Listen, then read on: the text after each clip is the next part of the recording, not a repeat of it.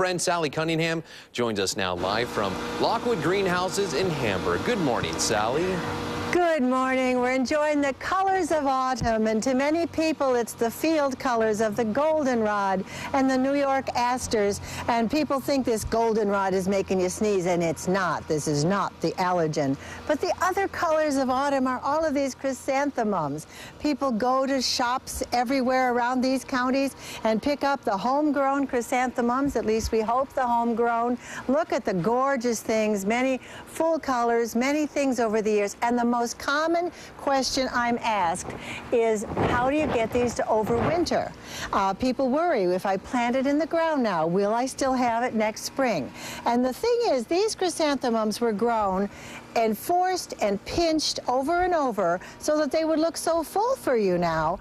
And yes, they are hardy technically, but it's hard for them to get their roots growing. Ideally, you would have planted them last spring to get them to be really, really hardy. So try it if you want to. Plant them as soon as you can with lots of compost, but it may or may not work. Now, the news is there's a new kind of chrysanthemum. These are called the mammoth mums, and these chrysanthemums look similar to the others, but if you plant them, they are grown as perennials with good root systems.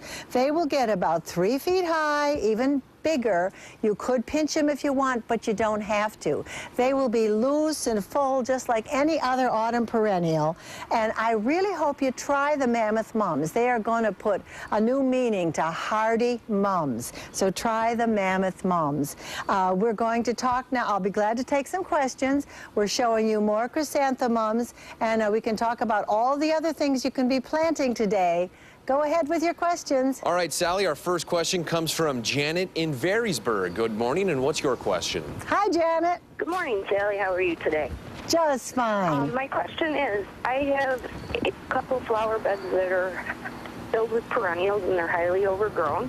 And I have some rhododendrons, irises, and butterfly bushes in them, and I was wondering when the best time is to transplant those things into a different garden. Good questions. It's a great time to transplant everything. Now, with perennials, you should do it this weekend while we have nice weather. They need a little more time to establish their roots, but it's still good to divide, plant, purchase, buy. You can get things out there. Trees and shrubs you can do for the next several weeks for sure. And the irises, I would wait to move them. I would wait until after they've bloomed. They don't have hardly any roots at all. So I'll give that a little bit of time. If we have another question, I'll go on to it. I also want to show you that out there in the field is where at Lockwood's Greenhouses these plants are grown. It's nice to buy from local growers, whether you're in the south towns or the north towns. This is a farm where these chrysanthemums are actually produced here. Do we have another question? Yeah, we do. We have Ruth and Elma. Good morning, Ruth. What's your question? Good morning, Sally. I wanted to say thank you for all your wonderful seminars that I've attended. I have a question about my lilacs. For some reason over the summer, the center stalks have gotten bare, and they had little leaves that sprouted that turned black immediately.